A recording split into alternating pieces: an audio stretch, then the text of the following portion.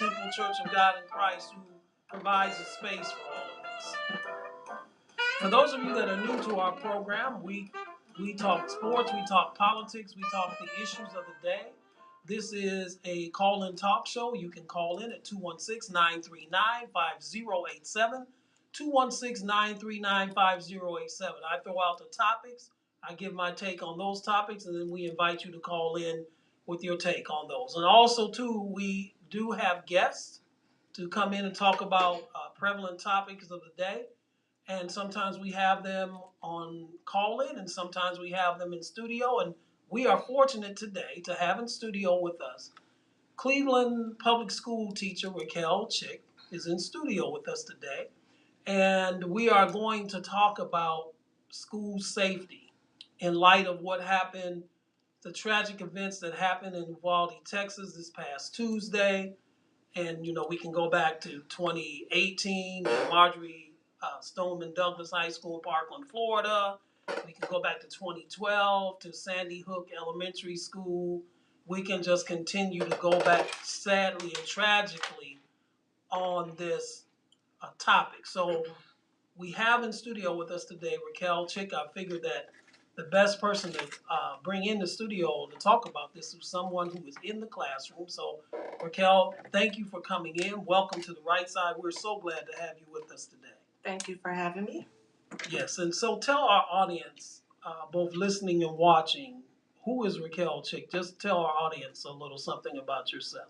Yeah, so I am first and foremost fearfully and wonderfully made. Mm-hmm.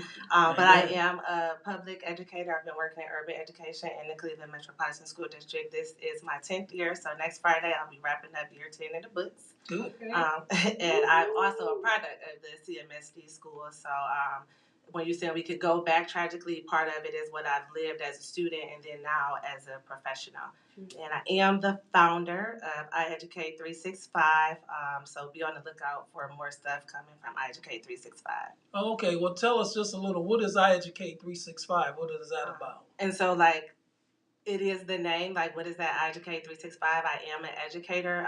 People use the term teacher, professional, but I'm an educator because it's more than just, deciphering curriculum to students, disseminating information. So it is, it was my email address, when I was in college, and the name was just so powerful. I'm like, I need to stick with that. I need to figure out what I could do with that. So, interestingly enough, it would be a platform, is going to be a platform to highlight issues such as what we'll be discussing later today. But this is a brand and dedication to educators in any capacity. So whether you're a teacher, a lunch lady, a mailman, a cook, a hairstylist, you educate people about what you do. So it's not just a brand, it's what you do, and just bringing light to that in different fields. All right, I like how you threw that 139th number of the Psalm in there when you said I'm fearfully and wonderfully made. So, Raquel, this past week on Tuesday, we saw the very tragic events that took place in Uvalde, Texas, where 19 students, primarily between the ages of 9 and 10 years old, and 2 educators, to use the term that you just used, 2 educators as well, were tragically murdered at Robb Elementary School in Uvalde, Texas. And sadly, we've seen this as a pattern here in this country, as I laid out in the very opening of the show. Sadly, this is not the first time that this has happened. It almost happens, it seems like, on a yearly basis. And so with that in mind, what was your colleagues' reactions to the events that happened on this past Tuesday in Uvalde? And so we experienced a range of emotions. So because it's becoming more common, as you just stated, for a moment, there was just a moment of pause and reflection. Because not only are we looking at this from a lens of educators, school personnel, many of us are parents. We're family members. So just from the lens of a human being, how do you respond to that? No one is ever prepared for such tragedy, especially as unexpected in a school environment. So certainly there was a moment of just pause and reflection. And so when we come together in solidarity, but in silence, that's just so powerful, because before we even start speaking, you have to process that. And so that is just a process in and of itself, thinking about what just happened, how do you respond to the needs to the people who are directly impacted, but of ourselves, because it could unfortunately be us because we're seeing it all too frequently. Your students that you have and that, you know, the other students at the school where you teach, did it have an effect on them at all? Did you see any reaction from them after the news of this broke?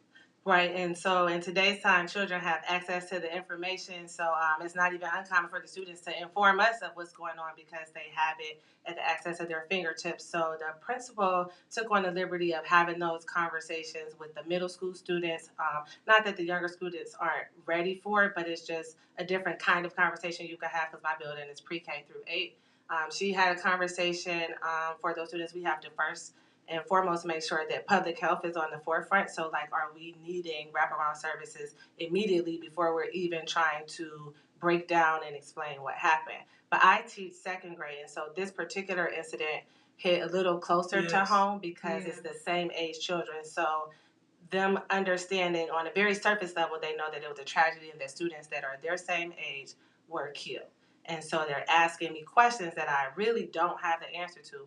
Why did that happen? How could teachers let that happen? How did he get in the building? So it's just a range of questions. But since that breaking of the news, I have a couple students who like literally are clinging to my side. Like she's walking as if we're attached as the hip because she's afraid because we do have other outside personnel that enter the building. Now they do need to go through the security measures and get signed in the office, but just knowing that there are other adults that are in the building, some of the students are now afraid because they're not sure what may happen from other people that they're not used to seeing being in the building.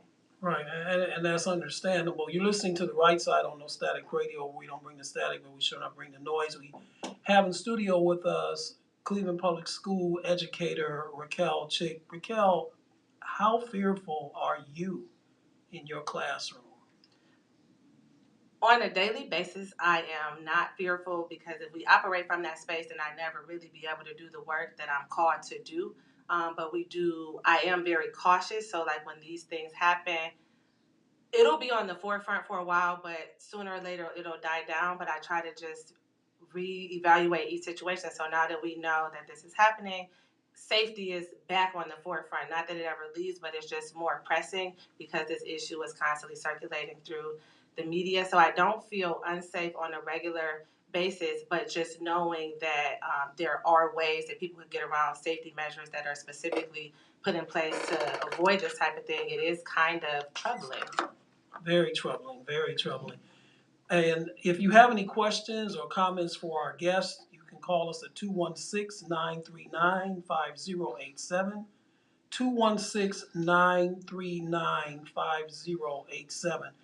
How often, or do you all have them at all? How often in your school do you have active shooter drills? Right, and so to say that we have an active shooter drill, I could not really attest that we have had a drill for that. We do have protocols in place for imminent danger inside and outside of the building. We have different codes, but even when I was a kid, we have fire drills, we have tornado drills, but it is just a sad time in America when we really have to have an active shooter drill. Just the videos and the talking to the students about the protocols and the procedures. If this, then that is not enough. So to know that we're in a space where our district is actively working on what supports are needed for the staff, for the security, and for the students, it's just a sad time in America that we not only need to just talk about it, but we have to have a drill to practice what to do if, in fact, there is an active shooter on campus. I have a question.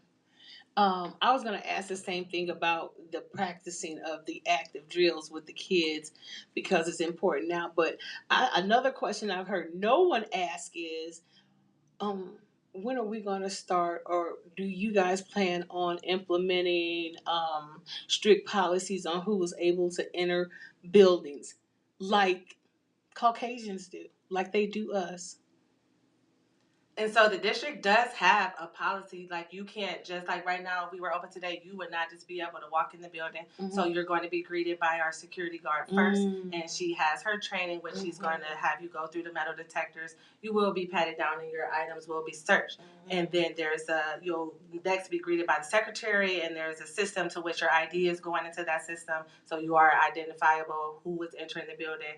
And then you'll get a visitor's pass. So it is a rigorous process to get in the building, and staff and students are trained to not let people in any door besides that main entrance door.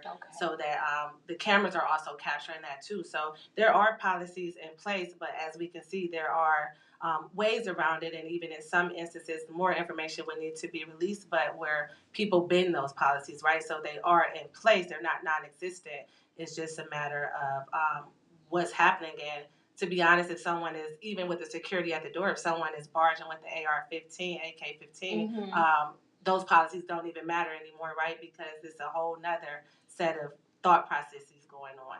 Right. And to that point, the incident in Uvalde, Texas, this past week, the shooter began shooting outside of the school and then got in the building through an unlocked door, through that door to get into the school to unleash his mayhem. I'm going to talk more about that in the second hour, but it's kind of sad. I'm just sitting here listening to what you're saying. It's kind of sad that I think about. I have a very, very close friend of mine who has two granddaughters. One is 7 and one is 5. So one just started kindergarten and the other one's in the second grade. And so she went to school with them on their first day of school back in August because it was the first time both of them were going to school together. And she said on the very first day of school at this particular school here in the Cleveland area, the students were gathered in the auditorium and they went through and shown a video of what to do if an active shooter was in the building. And it just made me kind of shake my head and feel really kind of bad because here we have 5-year-olds, and I think about my very first day of school when I was in kindergarten. I wasn't even thinking about anything like that. I was excited about there's my very first time of going to school, and yet now, as you said, we live in a country now where unfortunately the number one cause of death among children today is firearms. Exactly. At one time, it used to be polio till we got a vaccine for that. At one time before that, there was other type of diseases that we got vaccines and cure for. But there's no vaccine for AR-15. There is no vaccine for AK-47 or in the hands of a crazed gunman. So that's where we are right now. And I want to add to that there really isn't sufficient or adequate training. Oftentimes, people's go-to response is, well, how did this happen? What was security doing? What were the teachers doing? Where was the principal? But in that instance, where police who undergo rigorous training process for months on end did not know how to respond, how do we have the expectation of Nurse Betty or Miss Chick or whoever this teacher is to man someone with the AR-15 when trained professionals in that instance are apprehensive on how to respond? And what you just said is going to lead, that was a perfect segue into my next question. And by the way, you're listening to the right side on No Static Radio, where we don't bring the static, but we sure enough bring the noise. We have Cleveland Public School educator Raquel Chick here in the studio with us. That leads as perfect segue into my next question.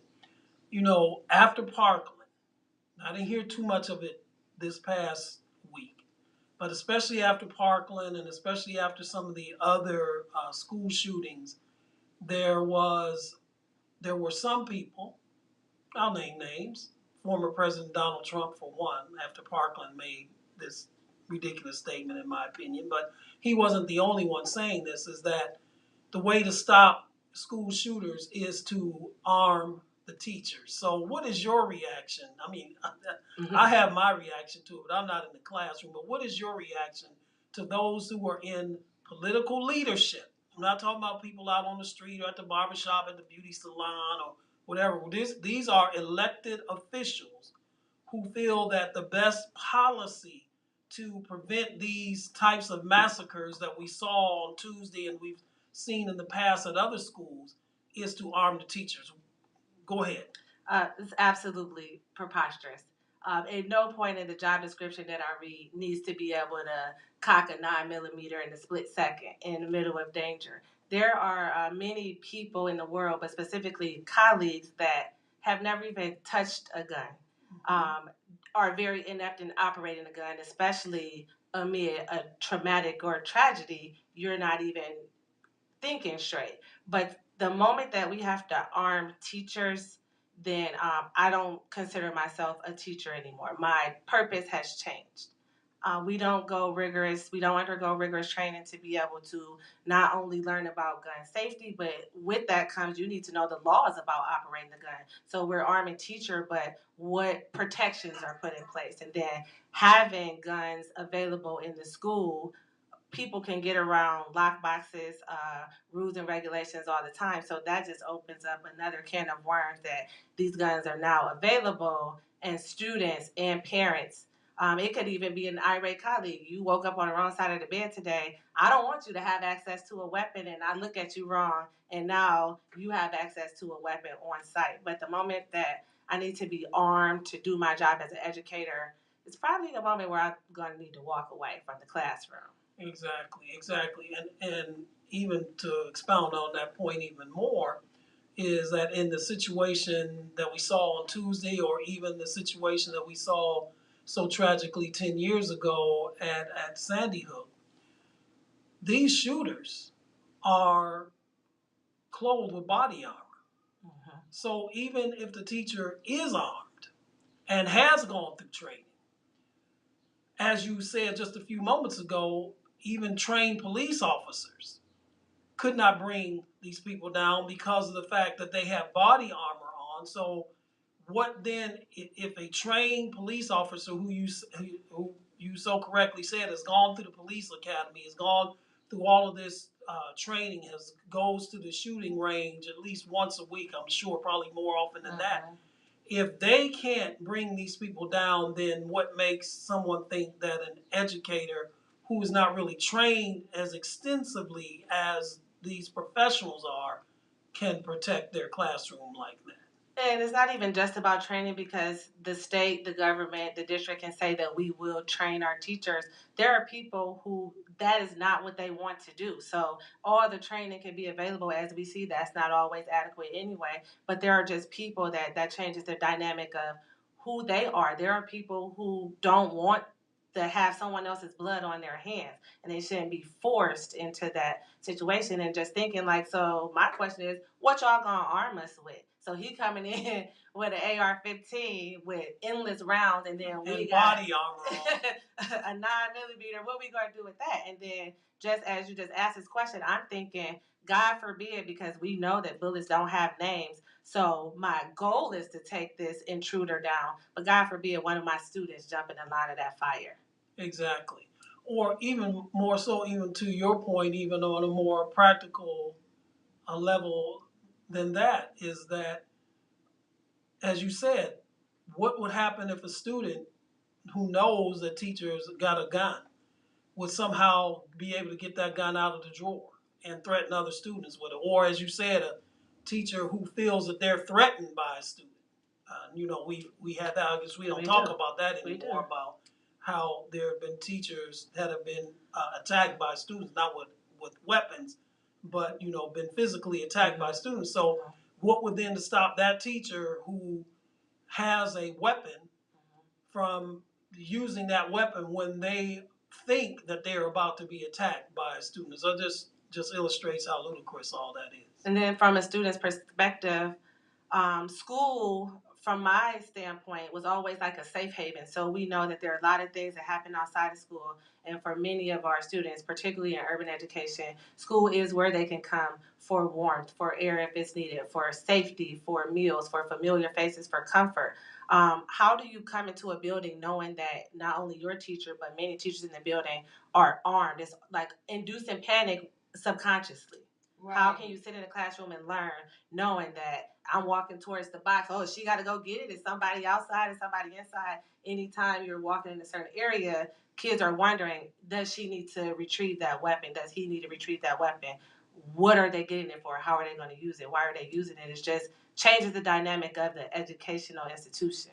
Exactly, and you turning the schools into the streets. I mean, we're not gangbanging out here. We're supposed to be educating our youth Correct. to prepare them for their future. We're not in here trying to see who can outgun who. And what I'm gonna ask you this question, but I think you already answered it, but I'll let you expound on it. How comfortable would you be knowing that some of your colleagues, not you personally, because I know you wouldn't do it, but knowing that some of your colleagues might be armed? How comfortable would that make you? It's just not a comfortable situation because I feel like there's a time and a place for everything. And when it's the time and the place that we need to arm teachers, that's very problematic for me. Because I would like, what if you, so for example, sometimes it's PD days and people don't want to go to school. You were in the district, you know, you don't want to go to professional development. How do I know you satisfactorily completed whatever training, whatever coursework was needed to handle, to operate and understand about that weapon?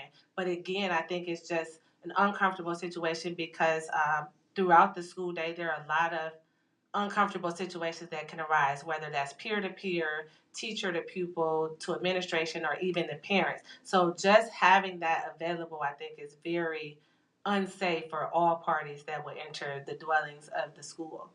And I think that we're asking or we're considering arming teachers instead of focusing on the real issue, which is the gun control safety. We don't need to arm teachers.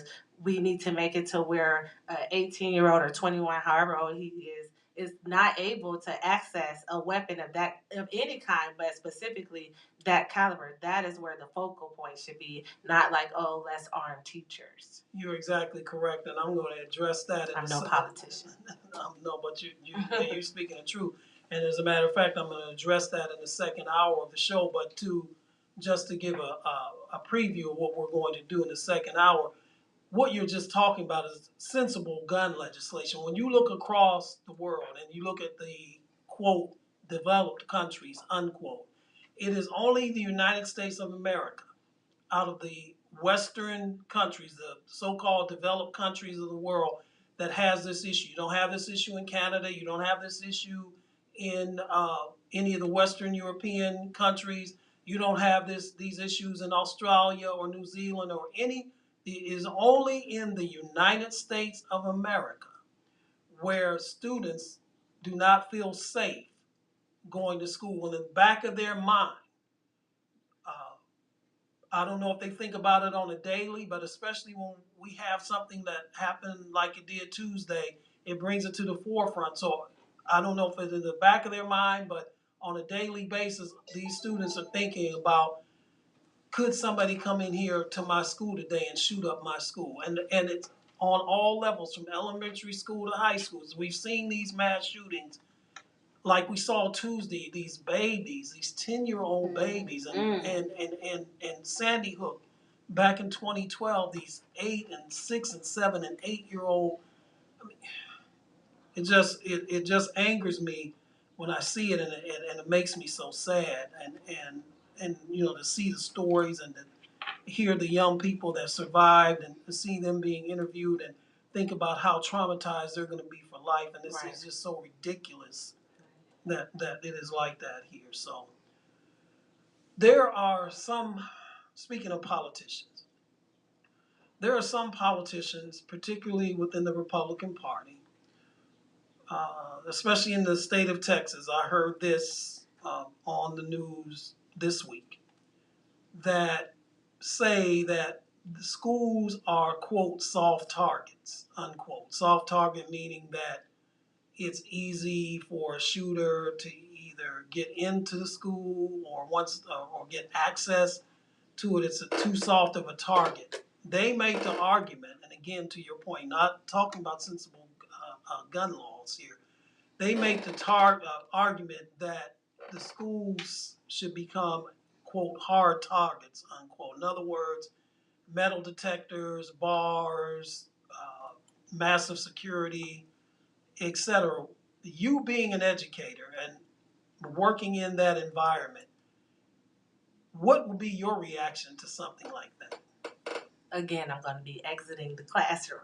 So I went to school to be an educator, and when you think about when you were in kindergarten or even second grade, because that's the grade that's nearest and dearest to my heart, it's supposed to be fun, it's supposed to be joyous, it's supposed to be safe. I don't work in a prison. I opted not to do that. That's why I went to school to be an educator. So a safe school is not one that's armed with metal detectors and security personnel. It's one that doesn't need one in the first place. There you go. So if we're at a place where this is needed, there's other layers that need to be peeled back to prevent that, to protect that, to debunk that myth that we need all of that. I don't want to walk up and see the National Guard greeting me at the door. How could I even prepare for this lesson that's supposed to be engaging for students when we're walking? And we do have metal detectors, which actually I'm seeing a shift from when I was a student to now a professional. So I did go to CMSD schools, but I didn't have to walk through metal detectors. So that, and I was not too long ago a student. So that just goes to show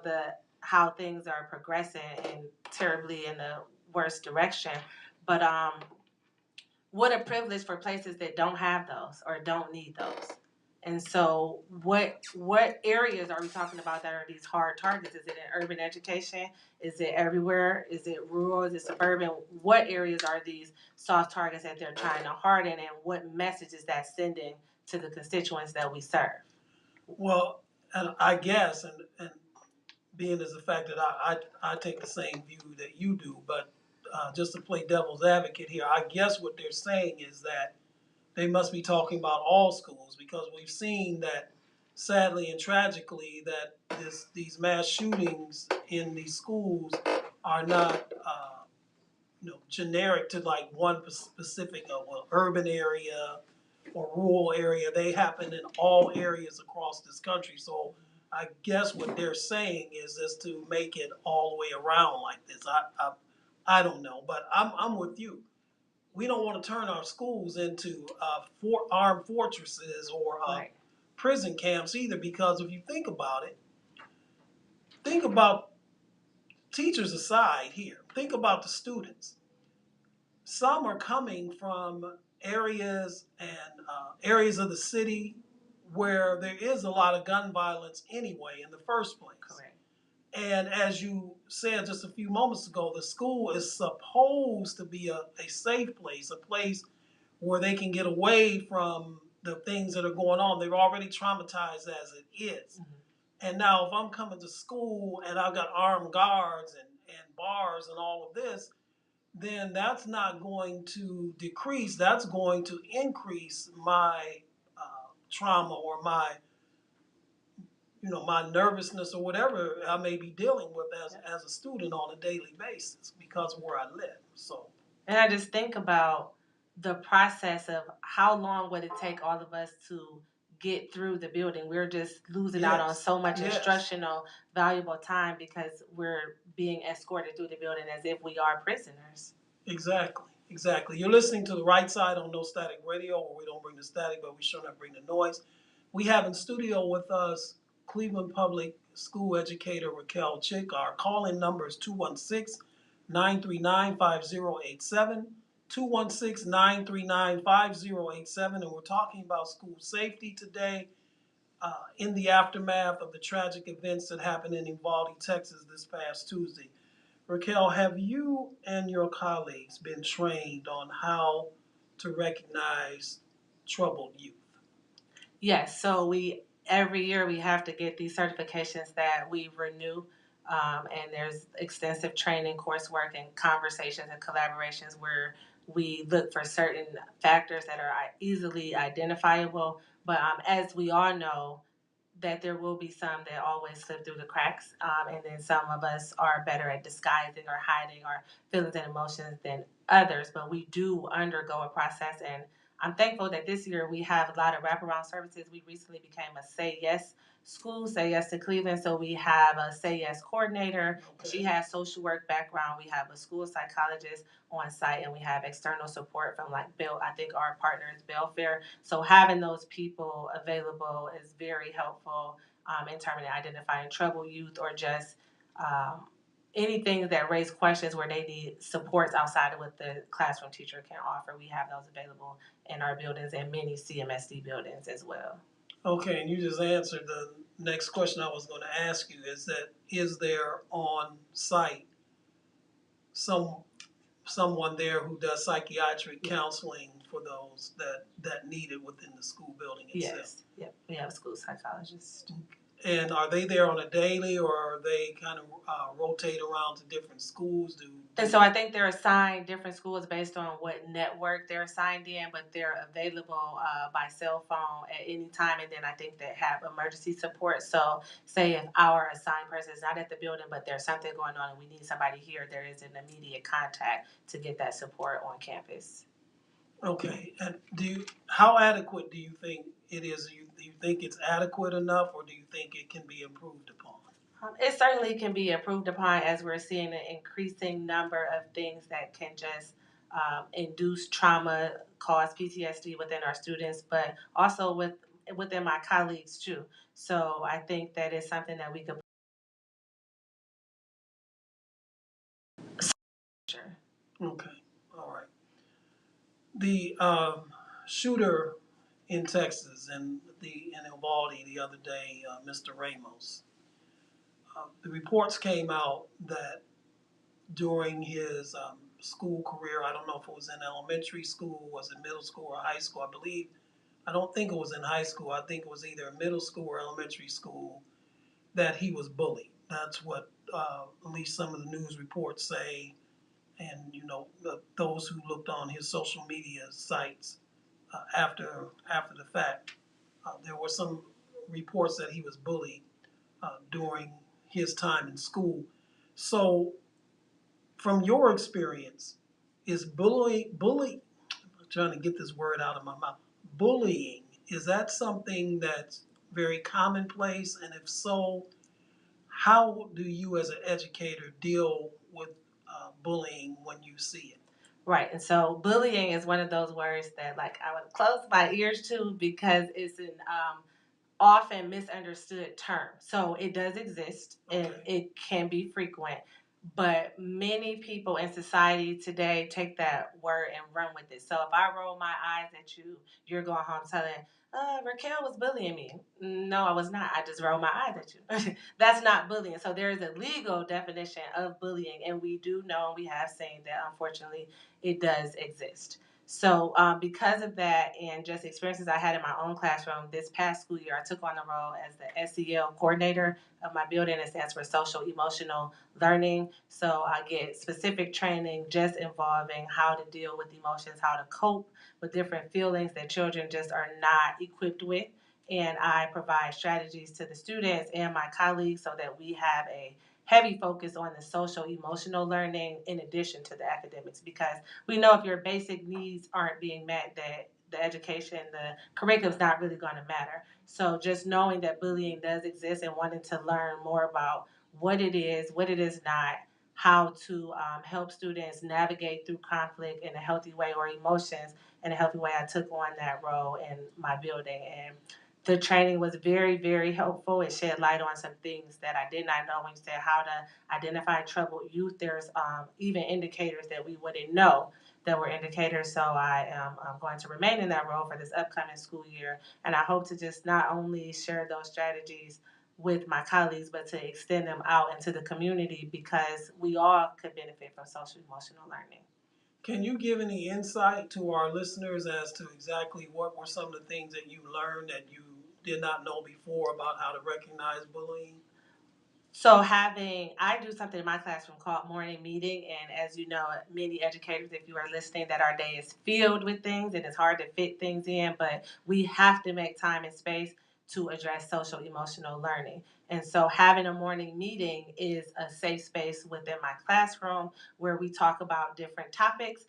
Some of the topics are fun to talk about, some of them are easy, but then some of them really cause us to stop and reflect and learn how to articulate our feelings, even if it's not a desirable thing that I need to say about what you did or how you made me feel, or even something that happened at home, but giving the children time to talk about those things, jotting those things down and thinking, okay, I know that little Johnny's parents got into a fight last night. So he may not necessarily be a bully, but because he's constantly seeing that, that's why he's hitting and pushing in classroom. So what can I do? What other healthy outlets can I provide for this student? But it just starts with talking and listening to the student so you know what problem areas exist. And then you have to be aware of the students who, because some of us are introverts, but some of that is just being shy or not comfortable. So paying attention to also who's not contributing to the conversation and finding time to address that student privately. Now, something that I never had to deal with when I was a student, and I don't even know, at least when you were, in elementary, middle, and high school, if you hadn't had to deal with it. I don't think it even came along until maybe you were in college, and that's social media. I was at the end of my high school career. At the end of your high school career, okay. Yeah, I'm still young. I'm dating. Okay. Nice shot there. Okay. All right. Now I'm come from the ancient days. I hear you. Anyway, the just the explosion of social media now with TikTok and Zoom and Duo and Instagram and Snapchat and Twitter and everything else. Although I don't, there's an age limit for Twitter, so your kids can't be on that. But they find ways. But I'm sure they do. But with the just proliferation of social media today, what kind of ways does that contribute to these type of situations? And did this training you took, did that help you be able to deal with the social media things that go on?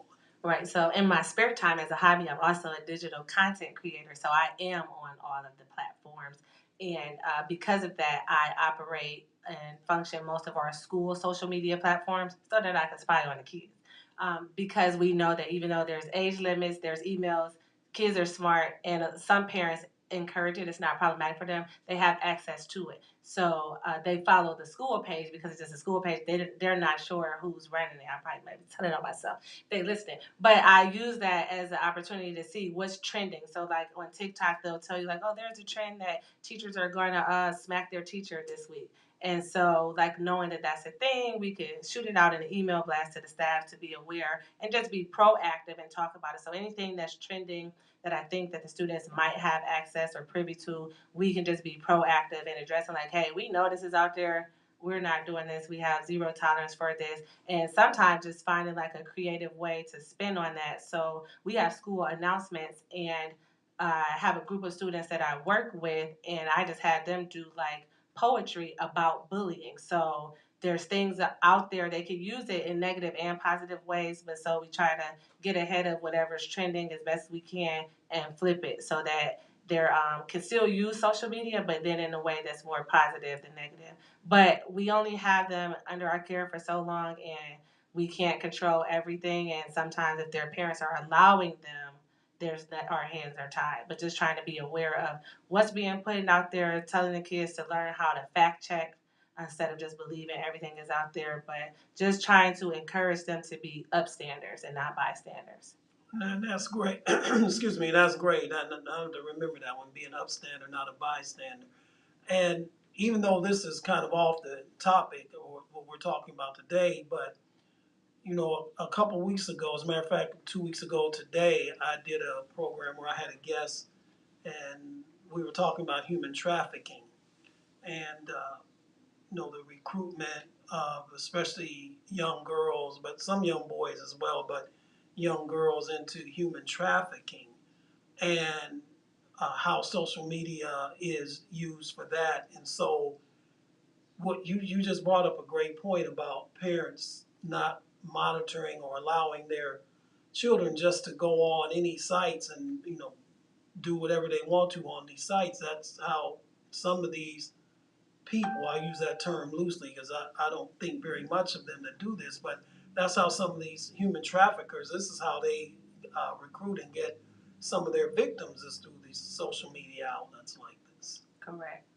So this is something that has to be monitored. Raquel, do you think that with all of the rash of mass shootings that we've had in the schools over since Columbine is the first one that I can really remember. But, so that was in 99.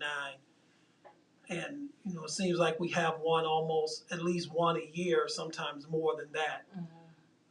Do you think that with this continuing to happen the way it's happening here in our country, that this is discouraging people from wanting to go into education as a career? Correct. That with alongside a multitude of other things, but to know that this is on the forefront and imagine being a college student, a young college student in school to go to school to be an educator and know that by the time you graduate, you might have to undergo armed training. It's not a thing now. It wasn't a thing when they were in school, but I think it certainly would be a deterrent for new and current teachers. It's just a terrible time that we really have to sit here and have this particular conversation in regards to schools. So certainly would be a deterrent, just maybe even out of fear, but no one wants to go into education knowing that we're going to have to change the conversation. I seen a quote on a news article that says in other countries they say when the children make it home, and in the U.S. we say if the children make it home.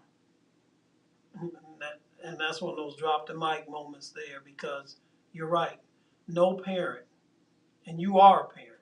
Correct. And, we have another guest in the studio here today that's a parent that is here with her school-age daughter. And I'm sure the very last thing that you think about, you probably don't even think about this, is that when you send your son to school, when she sends her daughter to school, is that they're not going to come home today. Correct.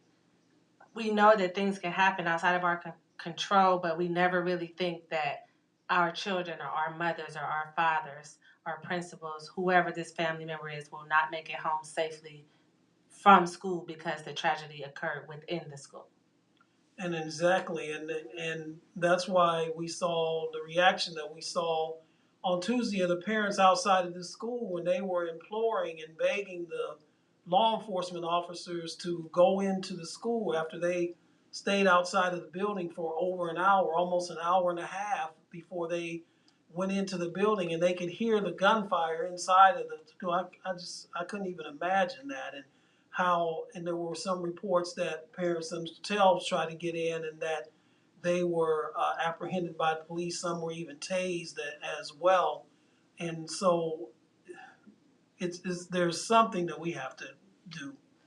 And it goes back to those sensible gun laws. Like, people have their opinions. People are outraged about the cowardice of the police, and I won't really speak too much to that without having more information.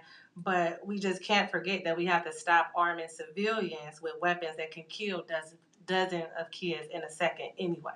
Like, that is, we have to get back to the core of why is this even possible? How did this happen? This wasn't a kid who wasn't supposed to have the weapon and stole it or got it. He was provided access to this weapon. Got it legally. And that is the bigger issue for me than how they responded. Yes, we know that we think that they undergo rigorous training, but what a terrible circumstance to be in, to have to decide me or you.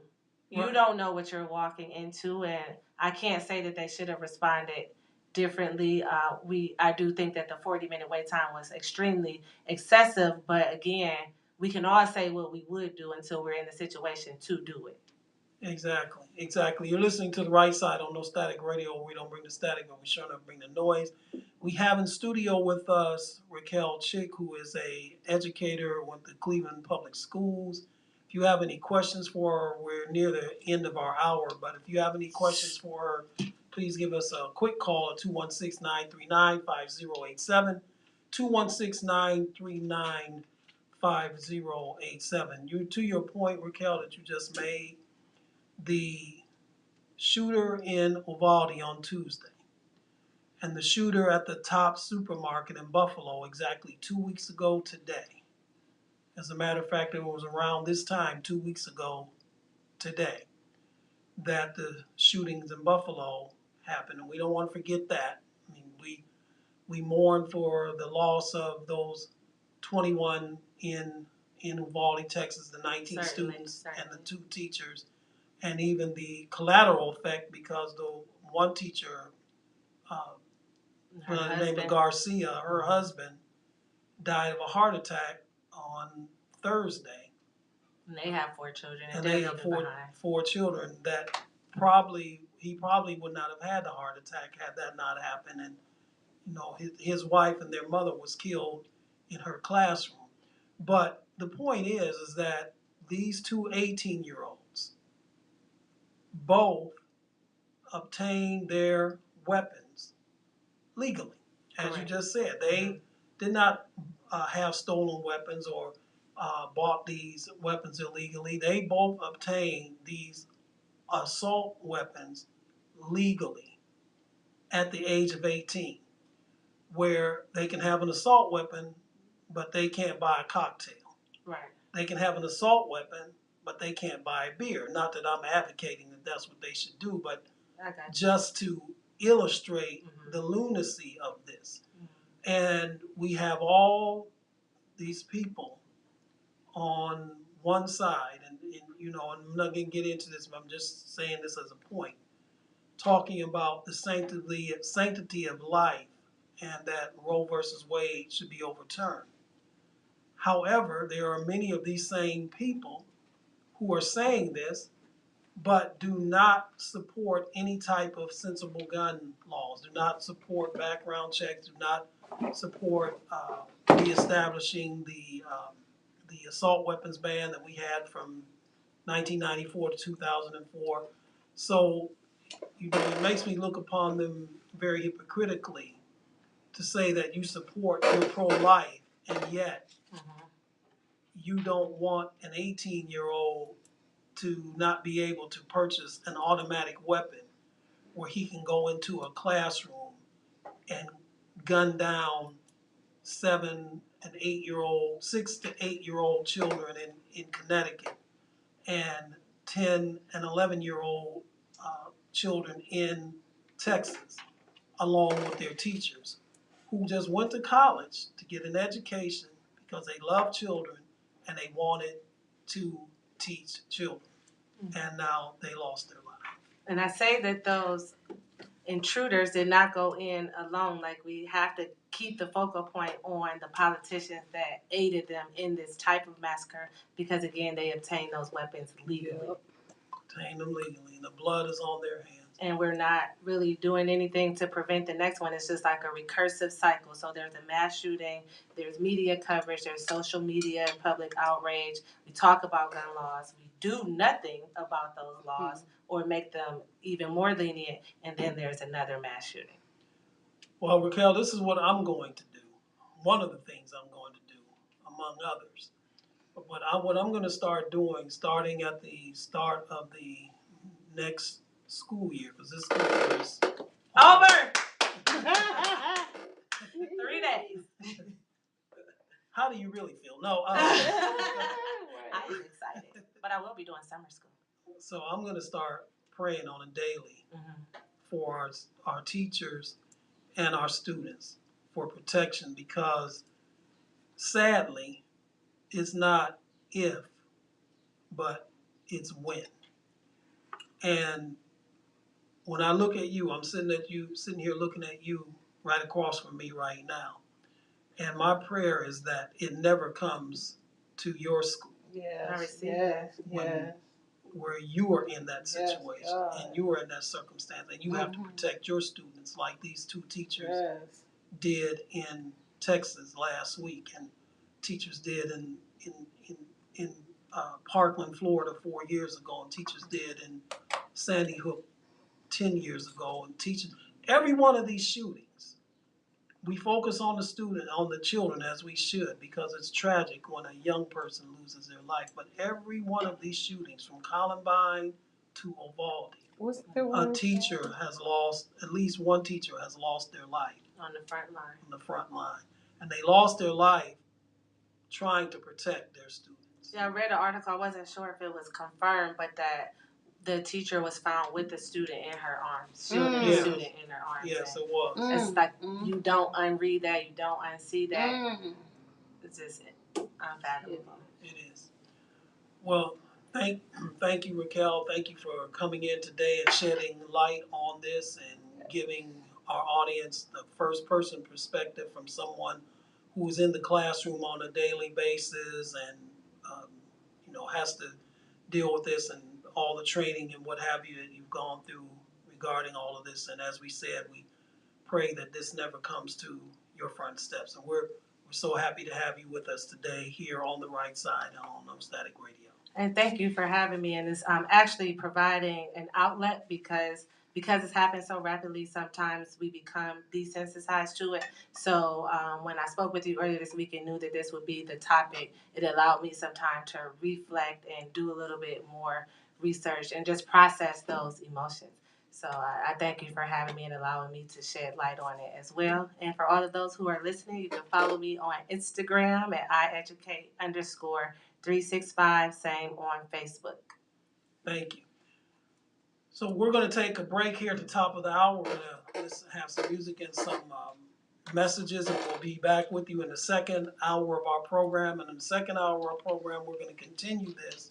I'm going to talk about sensible gun legislation, these shootings, and what we need to do to prevent this from happening again. We'll be right back with you.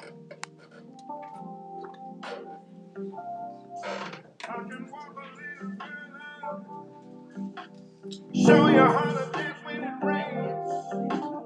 You can be my pillow. I just don't know how to sing. You don't love me, but you want me. A single that will keep you fly. I love you and I want you, but it feels like I wish you knew what you wanted. Stop pushing me away. We could be somebody. I see you and I together. You're not mine. It don't matter. No more time. It don't matter. You and I. It don't matter. We need time. It don't matter. Well, I think it's getting better. Could you be mine? I don't know about forever. Yesterday we were fine. But I'd love to see you in the morning.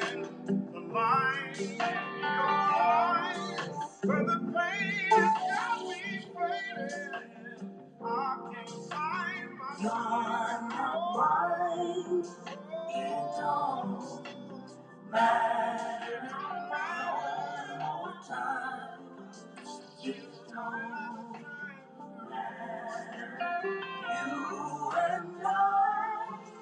It don't matter.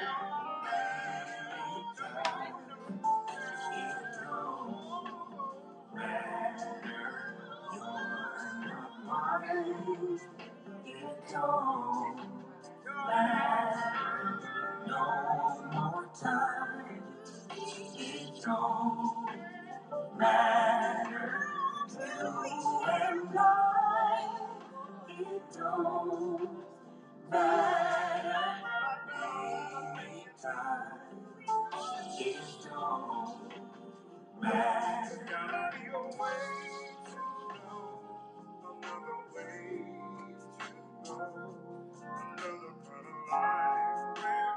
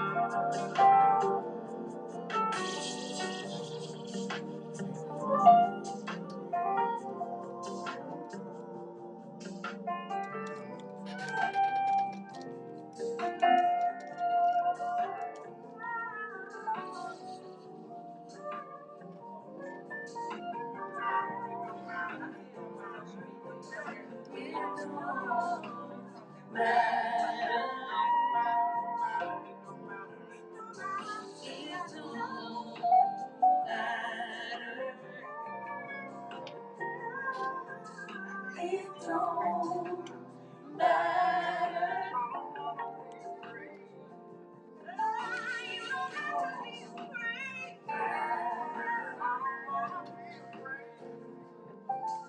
don't matter. It don't matter.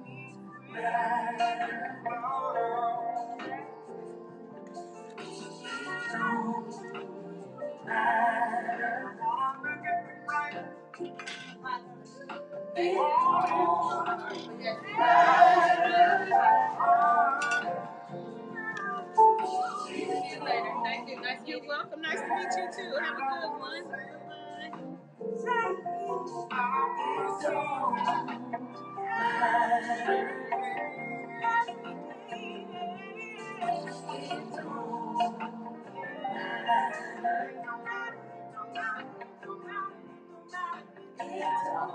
You ready to go back in after this? Okay. Oh yeah, I can do the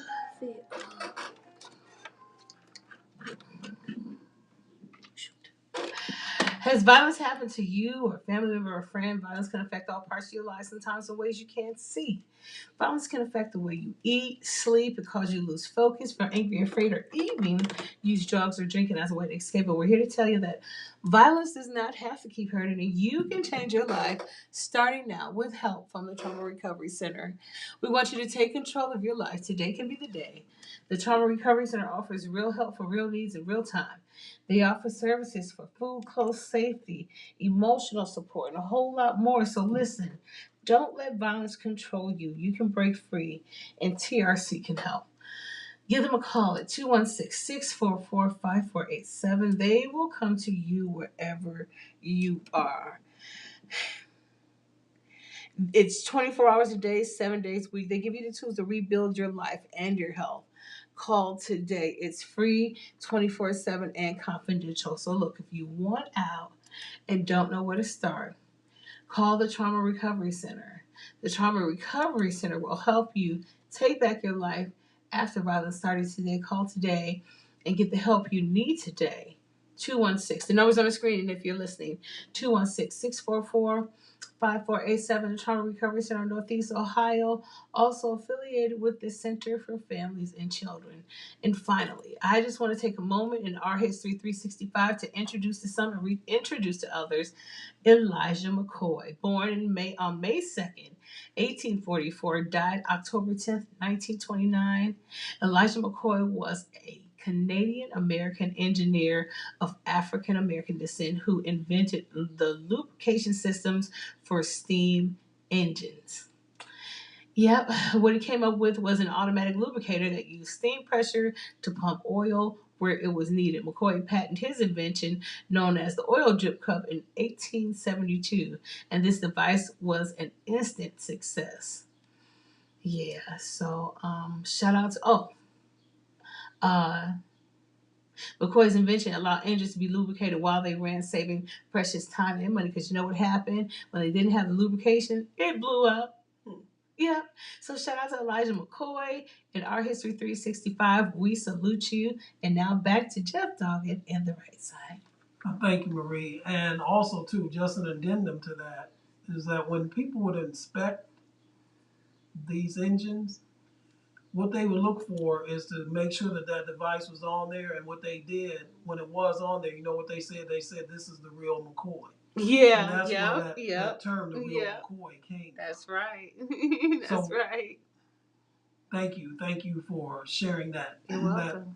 Part of history with us. As you know, if you're a regular listener to this program, that we celebrate Black History 24/7, 365, right. 52 weeks of each year. So we just don't do it in the month of February. Once again, we want to thank our guest in the first hour that we had, Ms. Raquel Chick, who is a teacher in the Cleveland Public School System. We want to thank her for coming in and talking about school safety in light of what happened, the tragic events in Uvalde, Texas this past Tuesday. As a matter of fact, what we're going to do here in the second hour, or at least at the top of the hour anyway, our first topic that we're going to talk about, we're going to continue that discussion, not only with just within the school system, but within our country in general. And so if you have any comments or questions on what she said, or any comments or reactions into what happened in Uvalde this past Tuesday, or what happened in Buffalo 2 weeks ago today, because that's what we're going to primarily focus on in this hour, please give us a call at 216-939-5087, 216-939-5087. We're also going to morph that into, as what you hear me talking about all the time, why voting is so important in this country. These two topics and issues go hand in hand, and if we have time during this hour, we're also going to deal with the hypocrisy of the NFL as it deals with Deshaun Watson. Absolutely. With other entities within the NFL. So when we get to that topic, you'll see exactly what we're going to talk about, and then we'll get to our hero and our zero of the week. But I want to start this hour off, and what I'm going to say to you is probably going to shock some of you who listen to me. And probably the two or three of you that are on the extreme right wing of this are also going to be shocked to hear me say this. But I want to come on this show today in this hour and say that, first of all, I'm not a leftist, I'm a centrist. I'm not a rightist, I'm a centrist. But I'm coming on this show today to say I am in favor of building the wall. That's right. Build the wall. Now, before you all say what, now all of you all listening to me that just fell on the floor, I'm going to give you a moment to pick yourselves up off the floor, dust yourself off, and let me tell you why I say this. You see, I don't want the wall just built on the southern border. I want the wall built on the northern border as well, between the U.S. and Canada, and also between the U.S. and Mexico. And the reason why I say build the wall is not to protect us here in the U.S., but I'm saying build the wall to protect those people in Canada and Mexico from us. Why do I say that? Well, let me just give you these statistics. In Canada last year, there were 900 deaths due to gun violence. 900. Now, those are 900 too many. But there were 900 in Canada last year. In Mexico, there were 2,000 deaths due to gun violence. And again, those are 2,000 too many. But I still say that those countries need protection from us. Why, you ask? Because in the good old USA, are you ready for this? There were 30,000 deaths in the US in 2021 as a result of gun violence. 900 in Canada, 2,000 in Mexico, 30,000 in the US. So while many on the right, especially those who are Trumpists, especially those who have programs on Fox News and One American Network and Newsmax, are trumpeting build the wall for immigration purposes, to keep out, those brown people from coming across the border, because we don't want those brown people here in this country. I join you, and I say build a wall, but not to keep the brown people out, but to prevent violent Americans from going into Mexico and Canada. Those countries need protection from us. In the U.S., there have been, we were talking about mass shootings in the schools in our first hour. In the United States of America, today is May 28th, so we're not even halfway through the year yet. There have been 288 mass shootings in the United States this year. 288. And again, we're not even till June. We're not even to June 30th yet, which would be the halfway point in the year. Also, we talk about, you hear politicians talking about American exceptionalism. And you know what? They're right. We are exceptional. We are exceptional in the number of school shootings that we have each year. We are exceptional in the number of deaths each year due to gun violence. We're exceptional in the proliferation of guns throughout this country. We are exceptional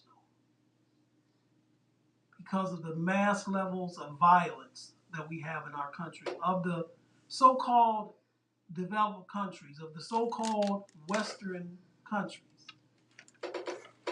the United States of America stands out as number one in the number of guns, in the number of deaths by violence, due to gun violence, in the number of mass shootings, and in the number of school shootings. We stand out, folks. Parents in Mexico and Canada, when they send their kids to school each day, they're not concerned about some gunman coming in a classroom and gunning down their children and their children's teachers. Can American parents say that? Nope. With no uncertainty? No, they can't. In Mexico and Canada, there's not a large or huge amount of worry about automatic weapons in the hands of the wrong people. Now in Mexico, you got the drug cartels down there, and they do perpetrate violence, and they do use automatic weapons, but not on the level that we see here in this country. American exceptionalism. Great Britain and Western Europe don't even compare to the U.S. when it comes to the amount of guns, the amount of deaths due to gun violence, the amount of mass shootings, and the amount of school shootings. You know what happened in Scotland when they had a mass shooting at a school a few years ago? The government outlawed automatic weapons. And guess what happened, folks? They haven't had a school shooting or a mass shooting since. In New Zealand, where a man walked into a mosque a couple of years ago. As a matter of fact, he was the inspiration for Peyton Gendron, the Buffalo shooter. He walked into a mosque a couple of years ago and gunned down over 30 people that were in the mosque. You know what happened in New Zealand? The very next day, the Prime Minister of New Zealand put through a decree that outlawed automatic weapons. They have not had a mass shooting since. But here in the good old USA, we have American exceptionalism. We lead the Western nations in the number of deaths due to gun violence, in the number of mass shootings, in the number of school shootings, and it's not even close, folks. From 1994 to 2004, as a matter of fact, it was part of the 1994 crime bill that was passed by the Senate. One of the people that trumpeted that bill, that helped get that bill through, was then Senator from Delaware, Joe Biden. And during the presidential campaign of 2020, Joe Biden did face some backlash, particularly from people of color, because part of that 1994 crime bill was the three strikes law. And that in many cases, those who were caught with crystallized cocaine were treated or got much harsher prison sentences than those who were caught with the powdered cocaine, and those who were caught with the crystallized, the rock that is crack cocaine, which, by the way, was let into the neighborhoods by the government, literally, to fund the war in Nicaragua against the Sandinistas. We don't talk about that, though. Anyway, but I digress. So part of the backlash that he received from it is that these people that were selling crack cocaine who got caught with a couple of rocks in their pocket got harsher prison sentences than those who were caught with the powdered version of it. But you know, one of the things that President Biden really should brag on now and really try to vigorously try to get reinstated, one of the provisions of the 1994 crime bill, you know what one of those were? Well, one of them was the Violence Against Women Act, which, again, he should really talk about that and promote that more. That was part of it. But there was an assault weapons ban that was part of that 1994 crime bill. And that assault weapons ban lasted from 1994 to 2004, and then it expired. It was not renewed again, and we're going to talk about why that was in just a moment. But during that time period, from 94 to 2004, there was a 40% drop. I want you all to hear this. A 40% drop in mass shootings.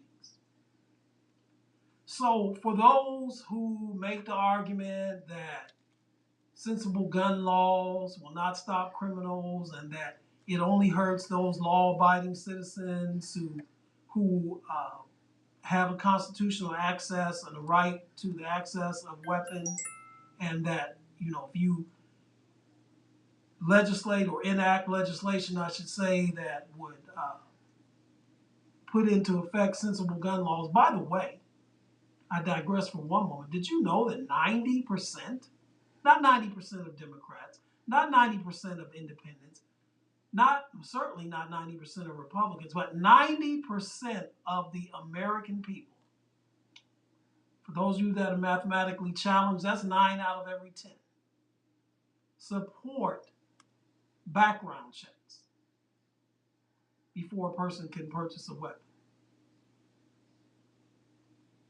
But from 94 to 2004, there was a 40% drop in mass shootings in this country.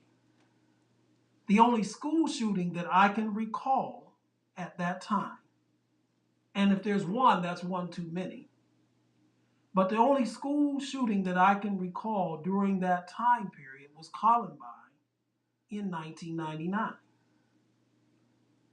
So for those who make the argument that passing stricter gun laws, banning assault weapons, etc., will only hurt the law-abiding citizen, will not hurt the criminal, that is a out-and-out, bald-faced lie, because the statistics don't back that.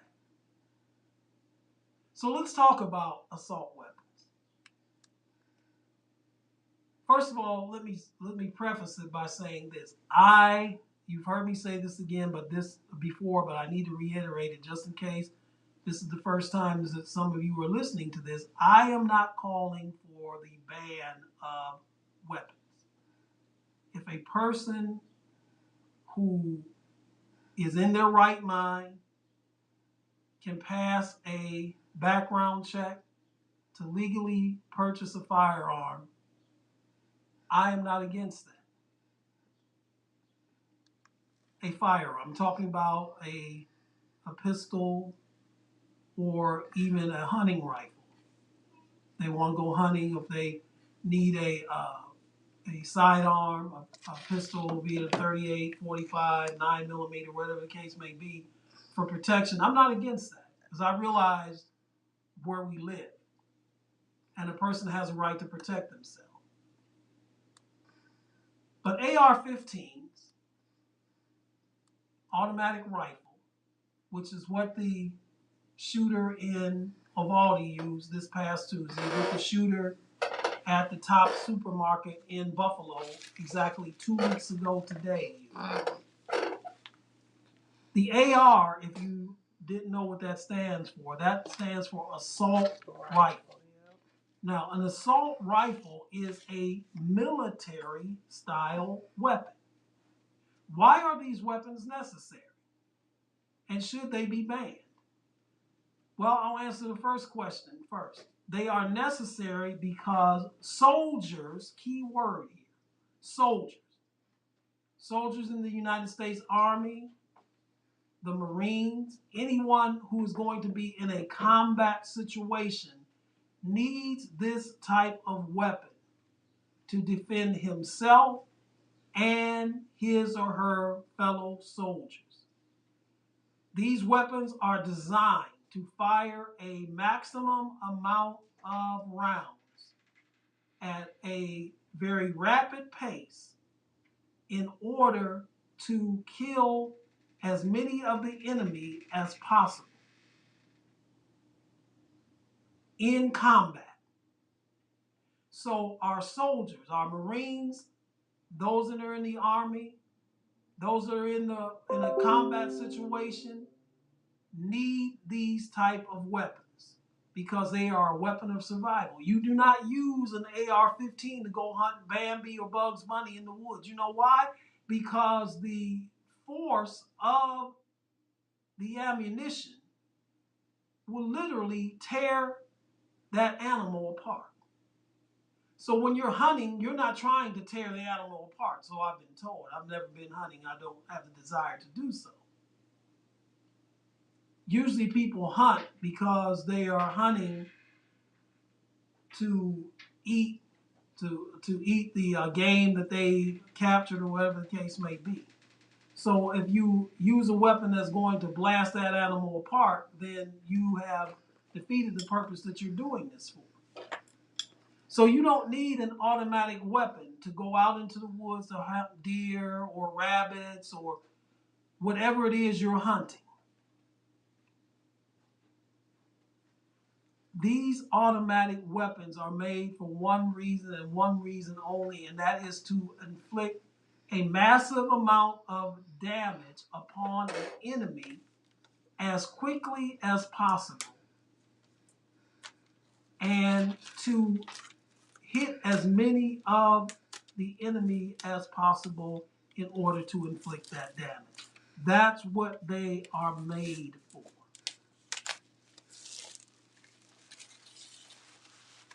So why does a private citizen, not a soldier, a private citizen who's not in a combat zone, who's not out on patrol somewhere when our soldiers were in Afghanistan or when they were in Iraq, why do you need an automatic weapon when you have access to other weapons? And as I said, the statistics pointed out there was a 40% drop in mass shootings when these weapons were banned because you can't have a mass shooting if you do not. What I won't say you can. I will say it makes it more difficult to have a mass shooting when you do not have the weaponry to carry it out.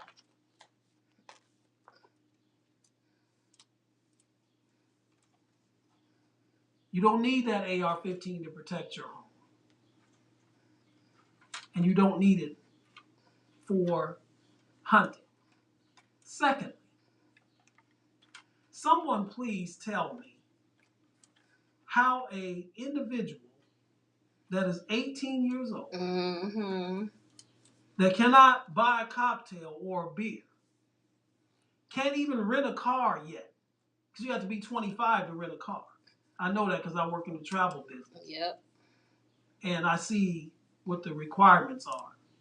Anyone that's under the age of 18 has to have someone that's 25 or older be responsible for renting that car for them. So a person that's 18 years old, can't legally buy a drink, can't rent a car, can't buy tobacco products legally, I believe. I believe you have to be 21 in most states to buy tobacco products, which is good. I don't want people to buy tobacco products at all because of the health deficits or detriments, I should say, that it brings. But you know what they can do? They can buy an automatic weapon. they can buy a magazine for that automatic weapon legally. They can buy body armor legally, which then will allow them to go into a grocery store in a predominantly black neighborhood in Buffalo, New York, do reconnaissance on that grocery store to see when is the best time when there's the maximum amount of people in that store. Do reconnaissance to see that there's a security guard at the store. Don't know whether he's an ex-police officer that was trained like our hero of the week last week, Aaron Salters, former Buffalo police officer that was a security guard at the top supermarket in Buffalo. Allow them to do reconnaissance to see that there's a security guard there that's armed. So guess what? What I need to do then, I need to get body armor as well so that I can go into that store with my legally purchased weapon. Mind you that just a year ago, I had made a threat that I was going to shoot up my high school. So I should have been flagged, but I wasn't because I told the authorities that that was just a joke, that I really wasn't planning to do that. And then I released a 180-page manifesto that's basically bragged on the fact of how I lied to these authorities and fooled them so that I was not flagged. Or I'm an 18-year-old loner in Uvalde, Texas, who puts on my social media that I'm going to shoot my grandmother and then I'm going to shoot a school. Who on my 18th birthday, exactly 2 days, by the way, after the Buffalo shooting, on my 18th birthday on May 16th, I legally go purchase an automatic weapon in the state of Texas, which, by the way, I don't have to do background check in the state of Texas. I don't have to have training there in the state of Texas. I don't have to have a license, and I don't have to tell police that I have the weapon unless they ask me. I can't buy a drink. I can't rent a car. But I can legally purchase a weapon of mass destruction. Do you see the lunacy of this, folks? And let me debunk the argument that was placed forth by those who were at the National Rifle Association convention in Houston that's going on right now. How ironic is that, by the way? You have a shooting, a mass shooting, that's about 3.5 hours drive east of where you're having the NRA convention. It's going on right now, by the way, folks. And you have people stand up in that convention and give speeches about how the best way to stop a bad guy with a gun is a good guy with a gun. Well, let's look at this argument. 2 weeks ago, today, in Buffalo, New York, Peyton Gendron went into the Tops supermarket on the east side of Buffalo, armed with a legally purchased AR-15, went into the store and began shooting. Actually, he began his shooting, let me rephrase that. He started his shooting outside of the store because 2 of his victims were killed in the parking lot. So he goes into the store. There is a security guard there by the name, I said his name just a moment ago, and those of you that weren't listening last week, this man was our hero of the week. Aaron Salters III was there, retired Buffalo police officer of some 30 plus years on the Buffalo police force. So this is a highly trained, highly qualified officer. Remember, the best way to stop a bad guy with a weapon is a good guy with a weapon. Well, Mr. Salters was a husband of 28 years, was a father of 2 children, was a, as we said, former Buffalo police officer, was a pillar there in his community, well loved and well liked. So he was a good guy, all right? Without knowing him personally, seeing all the reports of him, he would qualify as this, quote, good guy, unquote. Mr. Salters fired several rounds at this shooter, Peyton Gendron, when he came in the store. Several rounds. Fired him in his chest area where he was taught as a police officer to fire a fatal shot. But you know why he was not able to fire the fatal shot? It wasn't that he missed his target. He hit his target each time he shot. Fired 3 rounds. But this good guy with the gun was not able to stop the bad guy with the gun. You know why? Because the bad guy with the gun had body armor on. And so, even though former police officer Aaron Salters, using his vast amount of training and knowledge as a police officer, shot this intruder in an area which would have immediately killed him, lost his life instead because Gendron returned fire on him and killed him instantly because he was not wearing body armor. Tuesday, in Uvalde, there was a school security officer. Raquel Chick was in here in the first hour talking about school security in the school that she teaches. And she made the comment that if a person comes in with a AR-15 and body armor, that all bets are off, basically, because that school security officer is not going to be able to stop them. So there was a school security officer in Uvalde who fired some rounds at the school shooter on Tuesday. Good guy with a gun. Was he able to stop the shooter? No. Why wasn't he able to stop the shooter? Because here again, this 18-year-old who can't buy a beer, who can't rent a car, but can buy an assault weapon and body armor, was not able to be stopped by the school security officer.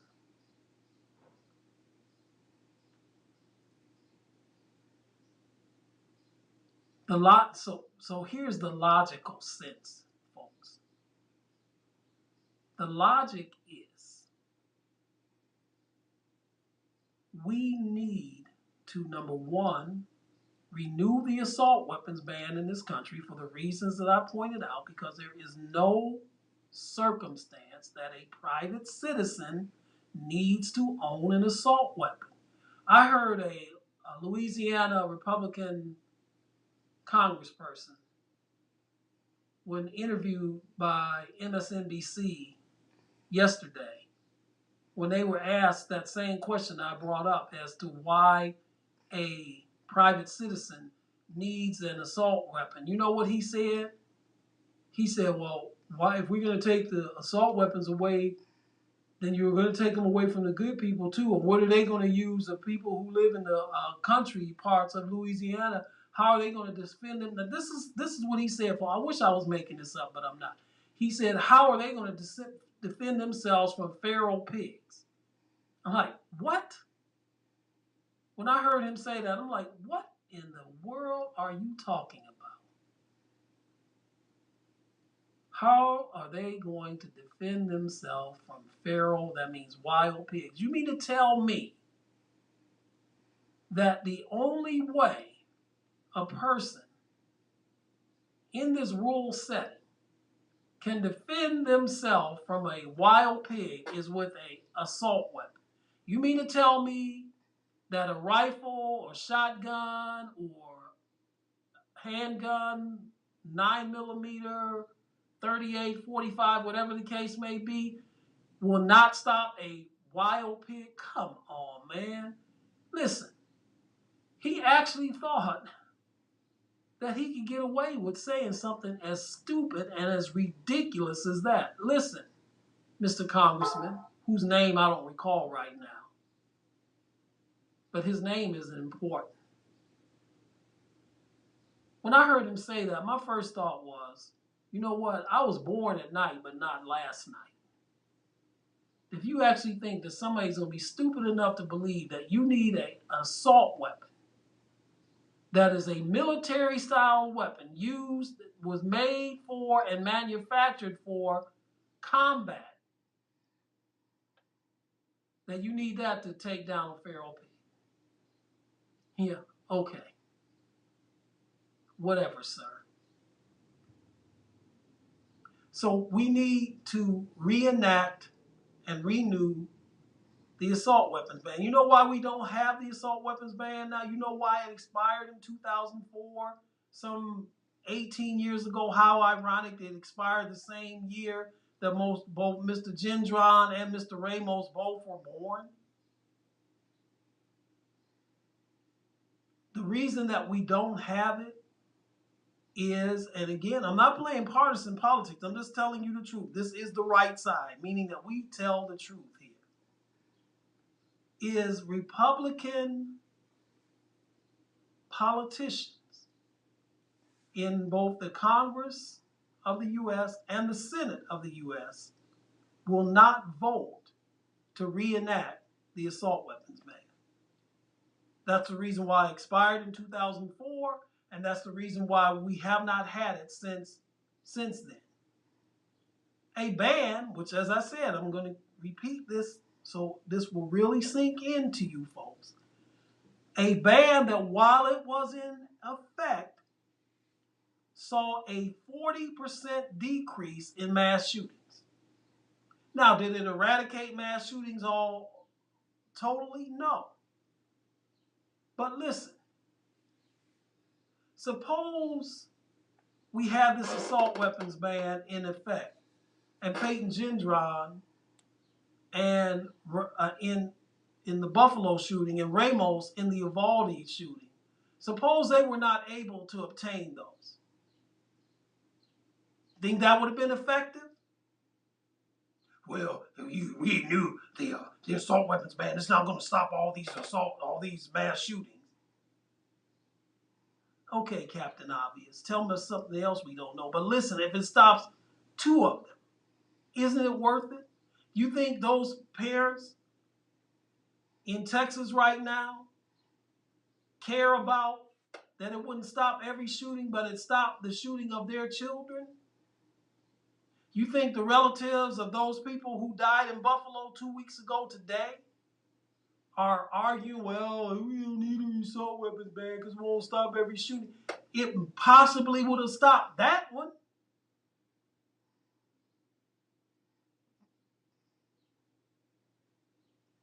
Then they argue mental health. The joke of a governor of the state of Texas, Greg Abbott, who I call Abbott and Costello, his clownish partner, Lieutenant Governor Dan Patrick, during the pandemic, he of the famous statement, well, people are just going to have to be willing to die in order to get the economy back going again. And by the way, he was talking about the service industry and those workers that worked in the service industry that he said should be willing to die to get the economy back going again were people of color. And the senator, good old Cancun Teddy Cruz himself, who, by the way, spoke yesterday at the NRA convention in Houston. You know what their argument is, folks? They're not talking about sensible gun control. No, they don't even want background checks, which again, 90% of all Americans. And Teddy, you know what 90% is. You have a Ivy League education, so you know what 90% is. Want these background checks. You know what their argument is? well, it's not the guns, it's mental health. Let me show you hypocrisy with that. First of all, that's not the case. Okay? And if it is the case, there's two hypocrisies behind that. Number one, if it is mental health, then guess what? Guess what background checks would then do? Mm-hmm. Because Peyton Gendron in the Buffalo shooting and Ramos in the Uvalde shooting did not obtain their weapons illegally. They got them legally. So if there were background checks, guess what they would have had to go through before they got it? Okay? But Governor Abbott and Costello, and you know what, let me even go another step. Since Cancun Teddy and Dan Patrick are in this, Governor Abbott, a.k.a. Mo, along with Larry, who is Lieutenant Governor Patrick, and Curley, which is Senator Cruz. You know what these three stooges who are not funny adhere to? They say it's not the guns, it's mental health. Greg Abbott doesn't even believe that himself, folks. How do I know that? Because Greg Abbott, the governor of Texas, slashed funding for mental health in the state of Texas. So if he really believes that it's not the gun, but it's mental health, then I have a question to ask you, Governor Abbott. Why then is it that you slashed funding to mental health? If you're so concerned about mental health, if you're so concerned about people who are unstable mentally getting access to these types of weapons, then why did you slash mental health? Why did you slash funding?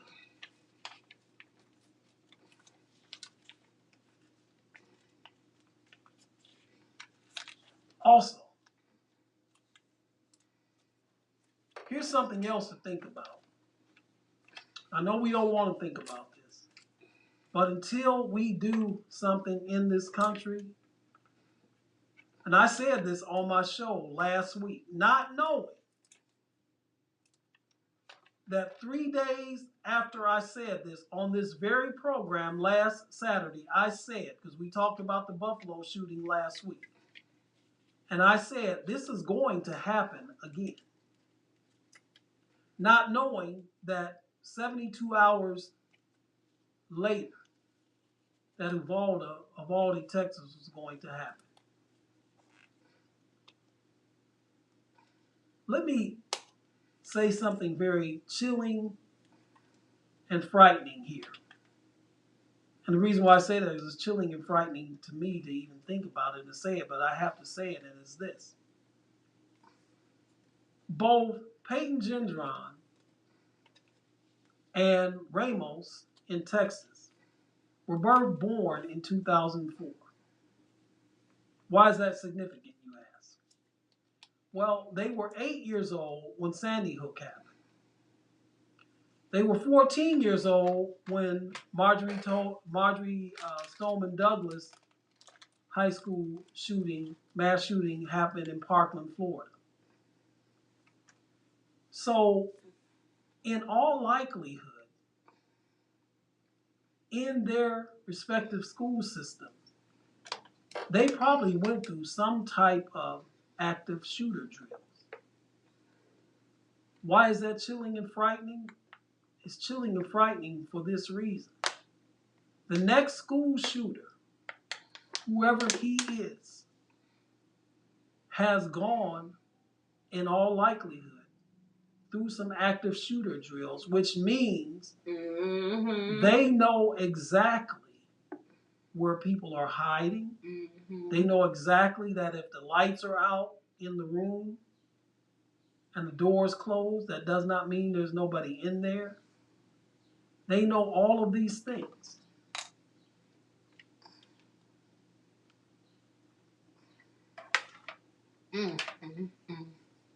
So that makes it an even more dangerous and tenuous situation, which means that the solution to this, and again, I'm not Pollyannish. I'm not coming on here that's going to be a panacea. I understand that. You can pass all the gun laws you want. It's not going to stop every mass shooting. I get that. However, the solution to stop some of these is to reenact or reinstate the assault weapons ban, and then to also enact or pass sensible gun legislation like universal background checks, like universal red flag laws, so that we can minimize the possibility of this happening again. And you know why we don't have this? You know why, even though 90% of the population in the US supports universal background checks, we don't have this because, here again, one political party in this country, especially in the Senate, are eunuchs. They are political eunuchs. They have allowed themselves to be politically emasculated by the NRA. And so they don't do the right thing, even though they know this is what they should do. But they are in so much of fear of the NRA and its members that they won't do what they know they're supposed to do. Now, I am not wishing this upon anyone. But one of the reasons that I believe that you have not seen any type of sensible legislation enacted in this country regarding these mass shootings and these automatic weapons is that no one within the Congress or the Senate that has voted against this has had anyone in their family been a victim of this. God forbid, and again, please, people hear me, I am not wishing this upon anyone. But I think that you'd see a whole different mindset that if one of their children or one of their grandchildren or their son or daughter was a teacher in a school and was the victim of this, I think you see a whole different mindset. Yep. They wouldn't be concerned so much about what the NRA had to say then. They wouldn't be so much concerned about what the twice impeached, disgraced ex-president down in Mar-a-Lago would have to say about that then, because it hits home. I pray that it never happens again, so we don't have to find out about that. Sadly though, we know it's going to happen. So what can be done? We need to have this legislation passed, which morphs me into my second thing here. And we're getting towards the end of our program here, so I'm going to close the program briefly with that, and that's this. This is why, again, and you all hear me saying this, and I know you're probably tired of hearing me say it, but that's too bad, because things like what happened Tuesday and 2 weeks ago illustrate, again, the importance of this. Folks, we need to mobilize in this country like never before. From Maine to California, from Hawaii to Alaska,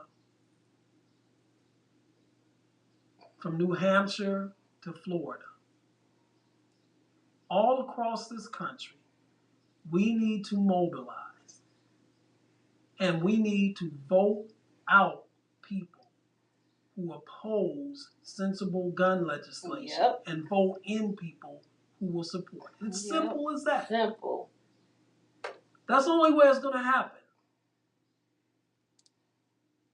If we don't do this, you're just waiting for the next Buffalo. You're just waiting for the next Uvalde. You're just waiting for the next Sandy Hook or the next Parkland, Florida, or the next Columbine. Or the next Charlotte. The next Charlotte, right. That's right, Marie. The next Charlotte. The next River of Life Synagogue in Pittsburgh. You're just waiting for those to happen again. Because guess what? They're going to happen. I said it last week on this show, and 3 days later it happened. Unfortunately. So sadly, I don't want to be right. Right. Not like that.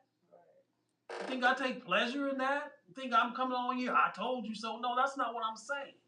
I'm saying is we need to mobilize. This program goes, and I feel as though I'm speaking to the nation because this program goes out nationwide. So I'm speaking to all of you in 50 states. Mobilize. Get off of your AZZ and get out and vote in people who will pass sensible gun legislation and vote out those who are opposed to it. Because you know what? The next shooting, that could be your son, your daughter, your grandchild, or it could be you at the supermarket. It could be you at church. It could be you at the synagogue. It could be you at a country western concert in Las Vegas. 45 people shot. There are some elections that are coming up in November. The Senate can be flipped in November, folks.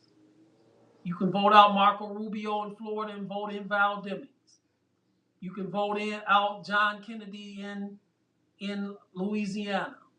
You can vote out here in Ohio. You can vote in Tim Ryan. In Pennsylvania, you can vote in Frederick. In North Carolina, you can vote the sister in North Carolina. In Georgia, you can retain and put Reverend Warnock back in against Herschel Walker. Yep, Lord, please. You can vote in Stacey Abrams as governor there in Georgia. Yep. You have the power. And what are you going to do with it? You're going to sit there and run your mouth and talk about our thoughts and our prayers? Listen, I'm tired of hearing that. Yep. I'm tired of hearing our thoughts and our prayers go out to the families. Well, that's obvious. Especially I'm tired of hearing it from people who could do something about it. Like I heard Ted Cruz and Greg Abbott say that on Tuesday.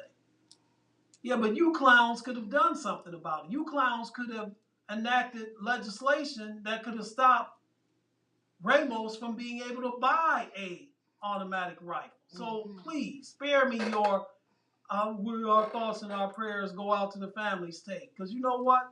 The families don't want to hear that equine feces. Yep, come on. And in case you don't know what that is, equine is the horse family, and you know what feces is. If you don't, look it up. You're listening to The Right Side on No Static Radio. We don't bring the static, but we sure enough bring the noise. We come to the portion in our program where we announce our hero and our zero of the week.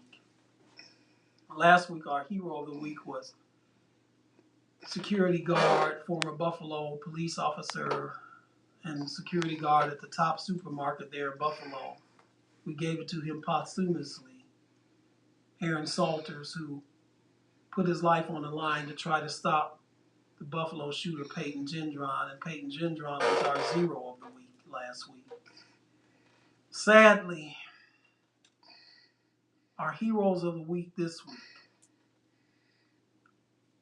are the two teachers in Uvalde, Texas, who put their lives on the line to protect their students from a gunman who would come into their building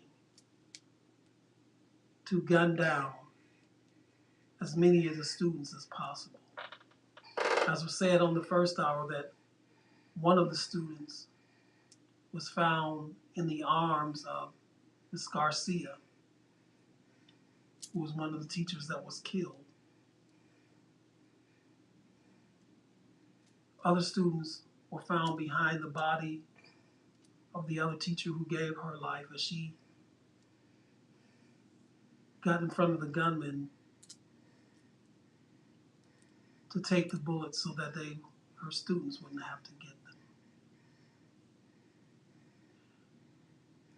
My heart is heavy, folks, because not only did those 19 babies lose their life, but both of these teachers were mothers and wives. Both of these teachers had children of their own at home who never thought that when mommy went to school that day, she wasn't going to come home. Their husbands thought that when their wives went to school that day, they never thought they weren't going to come home. So much to the point that Mrs. Garcia's husband, Mr. Garcia, on Thursday died from a heart attack as he was at a memorial, laying flowers at a memorial for his wife. He died from a heart attack. His family members say that he died because he had a broken heart. Yep. So these two teachers are our heroes of the week. Our zero of the week are multiple. Woo! Come on now, Jeff. They are, in no certain order, Governor Greg Abbott of Texas. Yep. Lieutenant Governor Dan Patrick of Texas. Senators John Cornyn and Ted Cruz of Texas. And there's a whole lot of that I can put in this boat too, but since we're focusing on what happened in Uvalde, I'm putting them on this. You know, you gentlemen can stand and give all of your platitudes about your hearts and prayers go out to the families, and that, you know, it's not a gun issue, but it's a mental health issue, and that legislation will not stop these kind of killings. And you can go on and on and on, droning with that. But from where I sit and my perspective, Governor Abbott, Lieutenant Governor Patrick, Senators Cornyn and Cruz, the blood of those 21 people are on your hands. You've been listening to The Right Side on No Static Radio. We don't bring the static, but we sure enough bring the noise. Once again, we want to thank our guests in the first hour, Cleveland Public School teacher Raquel Chick.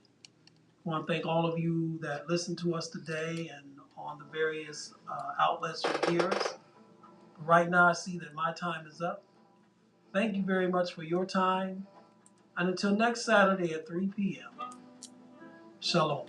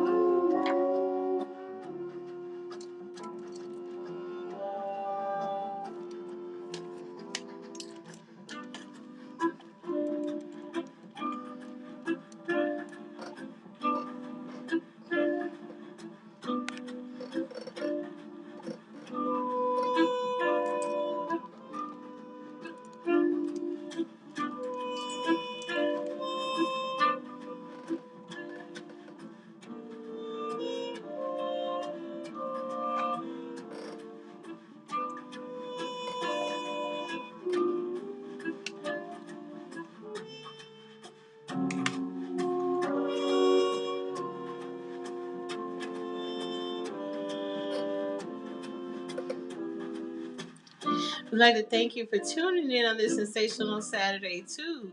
The Right Side with your host, Jeff Doggett, on the station where we don't bring no static, but we sure enough bring the noise on staticradio.net. Make sure you guys check us out on social media where we absolutely love to hear from you on Facebook.com/No Static Radio LLC. On Twitter at No Static _radio. On Instagram at The Real _No Static Radio. And on YouTube at No Static Radio. Also, if you guys like to listen to replays of this show and others on NoStaticRadio.net, please make sure you check us out on Mixler.com or Mixcloud.com. Just type in No Static Radio on the toolbar for replays of this show and others. And for continuous streaming, that means no buffering, no refreshing the page. Just sit back, relax, and wait for your next show to pop up. Check us out on LiveOnLiveRadio.net, TuneIn.com, and MediaQ for continuous streaming of this show and all others on this platform. And for all things No Static Radio, including up-and-coming events, merchandise, and an in-depth look at all our great show hosts here, it's under construction but still available. Check out our website at www.nostaticradio.net. Thank you so much for tuning in on this sensational Saturday. And once again, we'd like to send the prayers out to all the families that have lost their lives over the past couple of weeks. The Tops 10, to all the families in Texas, to those here in Ohio. We send out our prayers. We send out prayers for healing, even though that may never come. That's kind of hard to say, but we definitely send out prayers of healing and hope for tomorrow. Thank you so much for tuning in, and you know what it is. We got more reasons for your listening pleasure hearing your voice of the revolution on staticradio.net, powered by Google, sponsored by Lamont Avenue Wines, the Cleveland Rugby League, and designed exclusively. Be safe, be well, and have a great weekend. Happy Memorial Day to everyone.